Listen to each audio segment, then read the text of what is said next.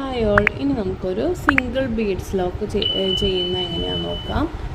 ഓരോ ബീഡ്സിനെയായിട്ട് അവിടെ അവിടെയായിട്ട് സ്കാറ്റർ ചെയ്തിട്ടേക്കുന്ന പോലെയുള്ള വർക്ക് ചെയ്യാനായിട്ടാണ്.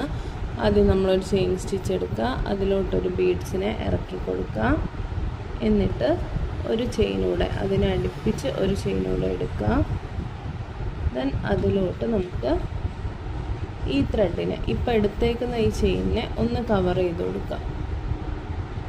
കണ്ടോ, ഇങ്ങനെയാണ് സിംഗിൾ ബീഡ്സ് ലോക്ക് ചെയ്യുന്നത്. ഒന്നുകൂടെ കാണിക്കാം.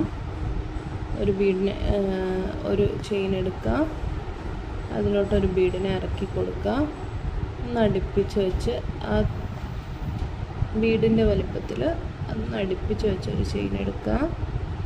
എന്നിട്ട് ആ ചെയിൻ കൊണ്ട് നമ്മൾ ആ ബീഡിനെ കവർ ചെയ്ത് കൊടുക്കുക. എന്നിട്ട് താഴെ നിന്ന് ത്രെഡ് വലിച്ചു കൊടുത്താൽ മതി, അവിടെ ലോക്കായിക്കോളും. ഓരോ ബീഡിനും നമ്മൾ എൻഡ് ലോക്ക് ഇടേണ്ട ആവശ്യം വരുന്നില്ല. ഫുൾ ഫിനിഷ് ആയ ശേഷം എൻഡ് ലോക്ക് ഇട്ടിട്ട് ത്രെഡ് കട്ട് ചെയ്യാവുന്നതാണ് കേട്ടോ.